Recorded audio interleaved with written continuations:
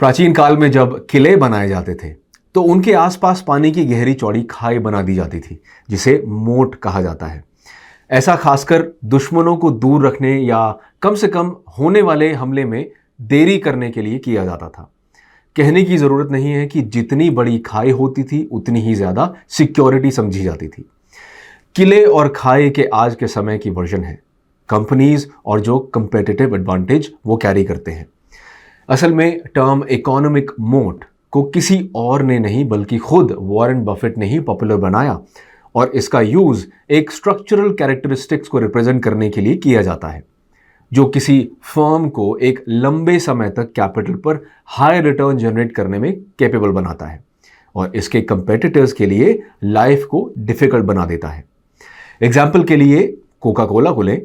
ये दुनिया का सबसे जाना पहचाना ब्रांड है जिसे क्यूबा और नॉर्थ कोरिया को छोड़कर दुनिया में हर जगह बेचा जाता है।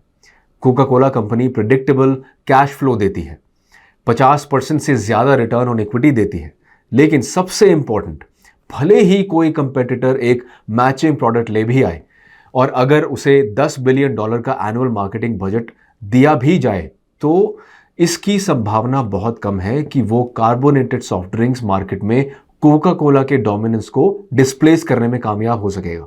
ऐसी होती है किसी स्ट्रॉन्ग इकोनॉमिक मोट की ताकत। और इस वीडियो में हम कुछ सपोर्टिंग एग्जांपल्स के साथ 7 अलग अलग इकोनॉमिक मोट को एग्जामिन करेंगे। यहां आइडिया यह है कि आप स्टॉक को न केवल प्राइस के नजरिए से बल्कि उनमें से हर एक के कॉम्पिटिटिव एडवांटेज को समझने और उसे अप्रिशिएट करने की कोशिश भी शुरू कर दें। तो आइए शुरू करते हैं।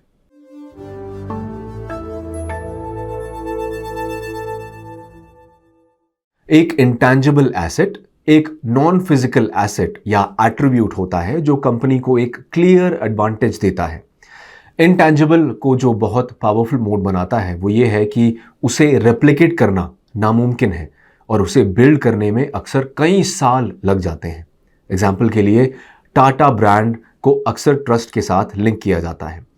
अब यहाँ गौर करें कि न तो मिस्टर टाटा ने और न ही उनकी मार्केटिंग टीम ने इन एसोसिएशन को मैन्युफैक्चर किया।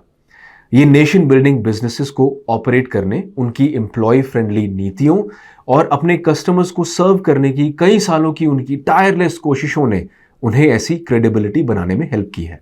असल में किसी कंपनी के ब्रांड पावर का एक इंडिकेटर ये है कि क्या लोग इसे अपने रोजाना की लाइफ में रेफरेंस देना शुरू कर चुके हैं, जैसे इसे गूगल करके देखें या जरा फेविकोल लेके आना या मुझे वो नंबर व्हाट्सएप कर दो वगैरह। नेट ब्रांड बन चुकी कंपनीज के लिए कस्टमर्स को रिटेन करना, प्रीमियम प्राइसिंग चार्ज करना, बेस्ट टैलेंट को लुभाना और अपने शेयर होल्डर्स को कैपिटल पर हाई रिटर्न डिलीवर करना बहुत आसान होता है। इंटैंजिबल एसेट का एक और सेट होता है पेटेंट, ट्रेड सीक्रेट और इंटेलेक्चुअल प्रॉपर्टी। कोई पेटेंट आमतौर पर 20 साल के पीरियड के लिए ग्रांट किया जाता है और ये एक बहुत पावरफुल मोट है क्योंकि ये कंपटीशन को दूर रखता है। सेफ्टी रेजर के साथ जिलेट, कंप्यूटर चिप के साथ इंटेल, फार्मास्यूटिकल कंपनीज वगैरह जैसे बिजनेसेस के बारे में सोचें।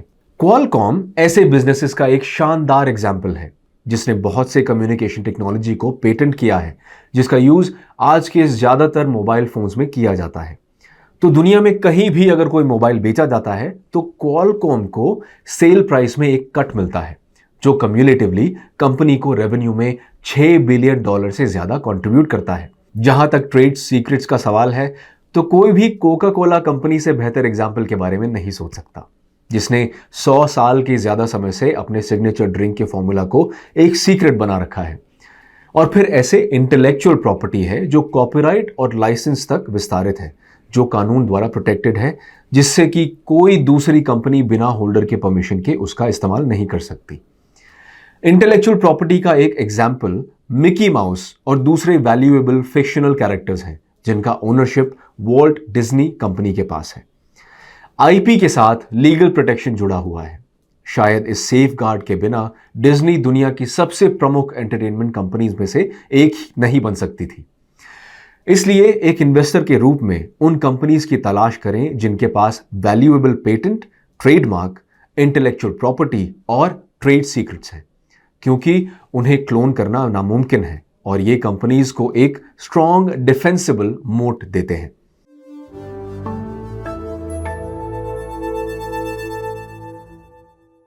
अगर एक सर्विस से दूसरी सर्विस में स्विच करने की कॉस्ट ज्यादा है तो उस कंपनी के पास मोट है। अब कॉस्ट शब्द को हमेशा मनी से ही रेफर करने की जरूरत नहीं है। स्विचिंग कॉस्ट उस समय या एफर्ट के रेफरेंस में भी हो सकती है जो उसमें लगाया जाता है। एग्जाम्पल के लिए, एक नया सेविंग्स अकाउंट खोलना आजकल बहुत आसान है और ऐसा करने के लिए किसी को बैंक के ब्रांच में जाने की जरूरत भी नहीं है। लेकिन जब आप एक ब्रांच से दूसरी ब्रांच में स्विच करते हैं तो ये कई महत्वपूर्ण इंसिडेंटल एक्टिविटीज के साथ आता है जिन्हें करने की जरूरत होती है। अपनी होम लोन कंपनी को इन्फॉर्म करने की जरूरत, आपके SIP और Amazon प्राइम सब्सक्रिप्शन के लिए auto debit details, income tax portal में बदलाव करना, इसे आपके ITR में रिपोर्ट करना वगैरह जैसी चीजों के बारे में सोचें। तो आइए इसके बारे में सोचें जहां बैंक्स को स्विच करना फंक्शनली आसान है, फिर भी कुछ परेशानी तो है। और शायद यही वजह है कि लोग स्विच करने से पहले कम से कम साल तक अपने बैंक के साथ बने रहते हैं और सेविंग्स अकाउंट को बैंक के लिए एक बड़ा वाइड मोट बना देते हैं। ऑर्गेनाइजेशंस पर भी यही प्रिंसिपल लागू होता है। असल में हमारे ब्यूरोक्रेटिक स्टैंडर्ड्स के साथ स्विचिंग की कॉस्ट वहां और भी ज्यादा है। एग्जाम्पल्स के लिए, मान लें कि कोई बिजनेस एक पेरोल प्रोसेसिंग कंपनी की सर्विसेज को रिटेन करता है या इनबाउंड सेल्स टीम के लिए एक CRM सॉफ्टवेयर सेट करता है। इसी तरह की पहलों के लिए वेंडर सिलेक्शन, बोर्ड से अप्रूवल, अन्य सिस्टम के साथ इंटीग्रेट करना, एम्प्लॉय को ट्रेन करना, एनुअल मेंटेनेंस वगैरह जैसे कई अपफ्रंट प्रयासों की जरूरत होती है। असल में चीजों को चालू रखने का यह प्रयास सेलर के लिए एक बड़ा मोट बन जाता है, क्योंकि कोई भी दूसरा बायर किसी दूसरी कंपनी में मूव करने से पहले 2 बार सोचेगा। इसके कुछ एग्जाम्पल्स में बोइंग से एयरप्लेन खरीदना या माइक्रोसॉफ्ट और ऑरेकल से सॉफ्टवेयर खरीदना या ओटिस से एलिवेटर खरीदना या HDFC बैंक के साथ सैलरी अकाउंट और बैंकिंग सॉफ्टवेयर फिनेकल का यूज करना जिसे इन्फोसिस द्वारा डेवलप किया गया है। इसलिए स्विचिंग की कॉस्ट जितनी ज्यादा होगी, मोट उतना ही बड़ा होगा।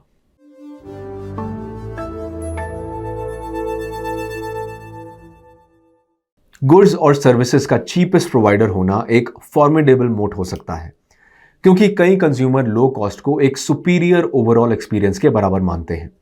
और उस कॉन्टेक्स्ट में यह कोई आश्चर्य की बात नहीं है कि कॉस्ट लीडरशिप वाली कंपनीज ज्यादा समय तक कंपटीशन को आउट परफॉर्म करती हैं और अपने शेयर होल्डर्स को इन्वेस्टेड कैपिटल पर हायर रिटर्न्स ऑफर करती हैं। अब एक बिजनेस 3 सिनेरियोज में लो कॉस्ट प्रोवाइडर हो सकती है। इसका लोकेशनल एडवांटेज हो, इसका कुछ प्रोसेस बेस्ड एडवांटेज हो या इसका कुछ स्केल बेस्ड एडवांटेज हो। एक लोकेशन एडवांटेज केवल सही जगह पर होने के बारे में नहीं है, बल्कि ये वहां पहले व्यक्ति होने के बारे में भी है। एग्जाम्पल के लिए, मान लीजिए कोई इंफ्रास्ट्रक्चर कंपनी सबसे पहले कहीं डैम, पावर लाइन या एक रोड बनाती है। इसका मतलब ये है कि ये उनके किसी कॉम्पिटिटर के लिए उसके लिए बगल में डैम, पावर लाइन या एक रोड बनाना फीजिबल, लॉजिकल या प्रॉफिटेबल नहीं होगा, क्योंकि अगर ऐसा होता है तो वहां कोई भी पैसा नहीं कमा पाएगा। जब सही जगह पर होने की बात आती है तो आपको श्री सीमेंट लिमिटेड को देखने की जरूरत है, जिसके पास लाइमस्टोन रिजर्व तक इजी एक्सेस रखने के अतिरिक्त इसके प्लांट लोकेशन के 200 किलोमीटर के भीतर इसके 80% कस्टमर की मांग को पूरा करने का एडवांटेज भी है। एक प्रोसेस बेस्ड एडवांटेज वो है जो कुछ करने का चीपर और अधिक एफिशिएंट तरीका खोज लेता है।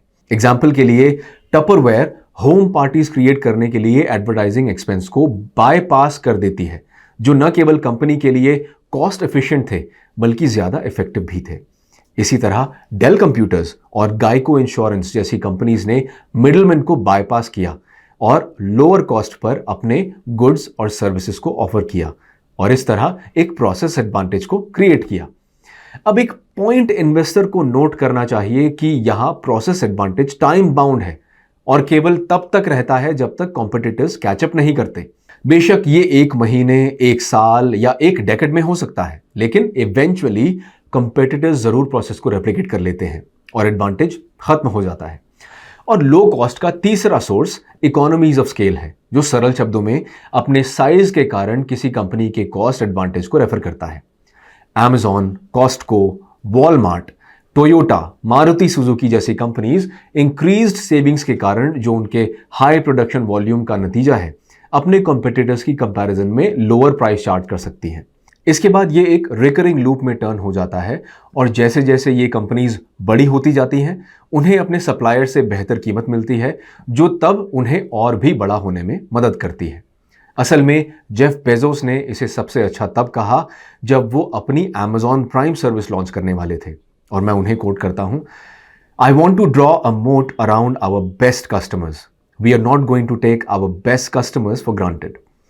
ये मेरे लिए कोई आश्चर्य की बात नहीं है कि अप्रैल 2021 तक प्राइम के पास दुनिया भर में 200 मिलियन सब्सक्राइबर्स थे, और आज ये Amazon के लिए एक पावरफुल मोट है।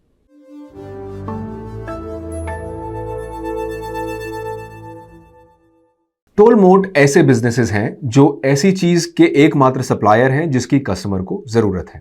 इसे दो आइलैंड्स के बीच एक फेरी सर्विस के रूप में सोचें। कोई रोड नहीं है, कोई एयरपोर्ट नहीं है, आप उन शार्क इन्फेस्टेड वाटर्स में तैर नहीं सकते, इसलिए एक फेरी राइड ही आपके लिए एकमात्र ऑप्शन है। और उस लॉजिक के अनुसार आपको इस पर आश्चर्य नहीं होना चाहिए कि इसका टिकट थोड़ा ओवर प्राइस होगा। इस तरह के टोल मोट अक्सर oil, agriculture, defence, railway, energy वगैरह जैसे एसेंशियल सेक्टर्स में और उन कंपनीज में अधिक प्रमुखता से पाए जाते हैं जहां गवर्नमेंट के पास मेजॉरिटी शेयर होल्डिंग है। एग्जाम्पल के लिए IRCTC के पास टोल मोट है, जो ऑनलाइन रेलवे टिकट ऑफर करने के लिए भारतीय रेल द्वारा ऑथराइज्ड एकमात्र एंटिटी है। इसी तरह हिंदुस्तान एरोनॉटिक्स लिमिटेड है, कोल इंडिया है जिसके पास 82% मार्केट शेयर है, कंटेनर कॉर्पोरेशन ऑफ इंडिया तथा और भी बहुत सारी कंपनीज हैं। लेकिन इतना कहने के बाद मोनोपोलीज को केवल गवर्नमेंट कंट्रोल इंडस्ट्रीज में ही होने की जरूरत नहीं है। एग्जाम्पल के लिए पीडिलाइट इंडस्ट्रीज है जिसके पास भारत के अहिसिव मार्केट का 70% शेयर है। सिगरेट के मामले में 77% मार्केट शेयर के साथ ITC भी है। अडानी ग्रुप कई भारतीय एयरपोर्ट्स की कमान संभालता रहा है, और बेशक भारती एयरटेल और रिलायंस जियो हैं जो अब कई सालों से एयरवेव्स की लड़ाई लड़ते रहे हैं। नेट नेट टोल मोट अपने सेटअप में थोड़े प्रोटेक्शनिस्ट हैं, लेकिन लॉन्ग टर्म में खुद के लिए और इन्वेस्टमेंट करने के लिए एक्सीलेंट बिजनेसेस भी हैं।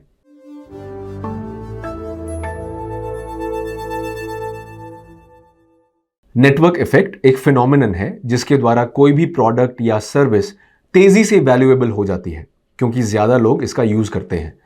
यह एक पॉजिटिव फीडबैक लूप है जो अनलिमिटेड मोमेंटम के साथ आता है। एग्जाम्पल के रूप में YouTube को लें।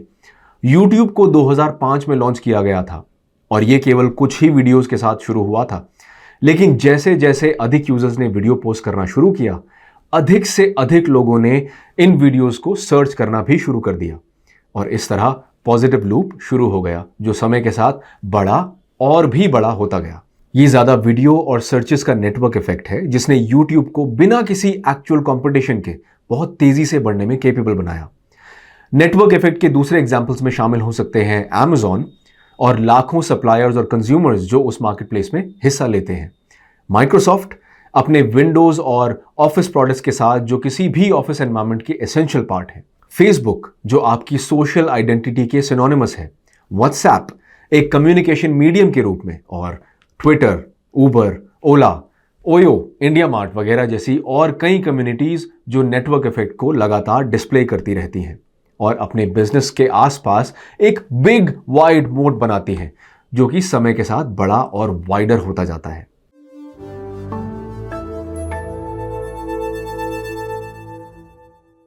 हालांकि आमतौर पर इसकी चर्चा नहीं की जाती, लेकिन कुछ आइकॉनिक ब्रांड्स और कंपनीज की बढ़ोतरी में कल्चरल मोट का बहुत वैल्यू है। कल्चरल मोट जैसा कि नाम से ही जाहिर होता है, कंपनी के वैल्यू प्रोपोजिशन, ब्रांड और ट्रेडिशन पर बेस्ड है जो उन कंपनीज को कुछ डिस्टिंक्ट कॉम्पिटिटिव एडवांटेज प्रदान करती है जो उन्हें वाइजली यूज करते हैं। एग्जाम्पल के लिए हमने पहले ही एक ट्रस्ट के रूप में टाटा ग्रुप की चर्चा की है। वर्जिन ग्रुप ब्रांड का एक दूसरा उदाहरण है जो एस्टैब्लिश्ड मार्केट में डिफरेंशिएटेड ऑफरिंग्स करने में इनोवेशन, फन, ऑडेसिटी और यूथफुल सेल्फ बिलीफ को कंबाइन करता है।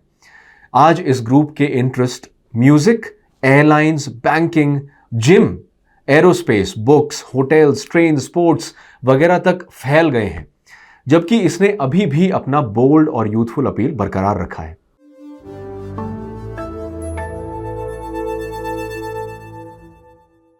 पिछले 30 सालों में टेक्नोलॉजी और इंटरनेट हमारे सबसे बड़े मोट बिल्डर्स के रूप में उभरे हैं, जो ज्यादा ट्रेडिशनल फंक्शंस पर भी अपनी छाप छोड़ रहे हैं। एग्जाम्पल के लिए मार्केटिंग को लें। 20वीं सदी में एडवर्टाइजिंग का बोलबाला था। आप पैसे लगाएंगे, एयर टाइम खरीदेंगे, आई बॉल्स जीतेंगे, जागरूकता बढ़ाएंगे और तब शायद लोग आपके प्रोडक्ट या सर्विस को खरीदेंगे। बहरहाल इस सेंचुरी के मोट मार्केटिंग डॉलर्स द्वारा क्रिएट नहीं किए जा रहे, जितना कि वो content, organic search, SEO page, user generated content, YouTube videos, answers on Quora, Reddit discussion, Instagram posts वगैरह के आसपास रचे जा रहे हैं। जितना ऑर्गेनिकली यूजर आपके कॉन्टेक्ट तक पहुंचते हैं, उतना ही वाइडर और पावरफुल आपका मोट बन जाता है। अब एक एरिया जिसके बारे में मैं खास तौर पर बात करना चाहता हूं, मोट के रूप में डेटा का रोल है। 2020 के दशक को पहले ही डेटा डेकेड के रूप में लेबल किया जा चुका है और इससे हमें आश्चर्य नहीं होना चाहिए। डेटा एनालिटिक्स हर कंपनी के बिजनेस मॉडल का एक बड़ा हिस्सा बनता जा रहा है, क्योंकि इंडस्ट्रीज लगातार मशीन लर्निंग, आर्टिफिशियल इंटेलिजेंस और ऑटोमेशन जैसी चीज़ों में इन्वेस्ट कर रहे हैं और एम्बिब कर रहे हैं। हमारे विचार में ऐसे 3 तरीके हैं जिनमें डेटा मोट क्रिएट किए जा रहे हैं। सबसे पहले एक ऑपरेशनल एडवांटेज के रूप में डेटा का यूज करके Amazon जैसी प्रोग्रेसिव कंपनीज अपने ऑपरेशंस के हर एक हिस्से पर करीबी नजर रखती है। इस तरह कलेक्ट किए गए डेटा के इन टेराबाइट्स को तब तक एनालाइज किया जाता है और कंपनी की ऑपरेटिंग स्ट्रैटेजी में इनकॉर्पोरेट किया जाता है, जिसके साथ ज्यादा यूजर, ज्यादा मार्जिन और बेहतर कस्टमर एक्सपीरियंस आता है। किसी मोड के निर्माण में डेटा का दूसरा यूज तब होता है जब ये कोर प्रोडक्ट एडवांटेज देता है, और इसका सबसे अच्छा एग्जाम्पल नेटफ्लिक्स है, जिसका शानदार रिकमेंडेशन इंजन यूजर के टेस्ट, लाइक्स, डिसलाइक्स को समझता है और इसे उनके प्लेटफॉर्म के लिए एक फॉर्मिडेबल मोड बनाता है। डेटा का लाभ उठाने का एक दूसरा एग्जाम्पल उबर की डिमांड और सप्लाई मैचिंग एल्गोरिदम होगा, जो राइड शेयरिंग ऐप के हार्ट में रहता है। और अंत में डेटा को एक बिजनेस अपॉर्चुनिटी में भी बदला जा सकता है, जहां इसके ज्यादा ऑब्वियस एग्जांपल्स फेसबुक और गूगल हैं, जो डेटा का यूज हाईली टारगेटेड एड्स को सर्व करने के लिए करती हैं। डेटा पावर्ड बिजनेसेस के लिए अभी भी कई यूनिक एप्लीकेशंस हैं। एग्जाम्पल के लिए नेटफ्लिक्स असल में अपने विशाल डेटा बैंक का यूज ये प्रेडिक्ट करने के लिए करता है कि कौन से ऐसे नए टीवी शोज और मूवीज क्रिएट करने चाहिए जिन्हें उनके सब्सक्राइबर देखना पसंद करेंगे। इसलिए जब नेटफ्लिक्स ने हाउस ऑफ कार्ड्स प्रोड्यूस किया तो असल में ये कोई गैम्बल नहीं था, क्योंकि उसके डेटा से पता चला कि टीवी सीरीज सफल रहेगी।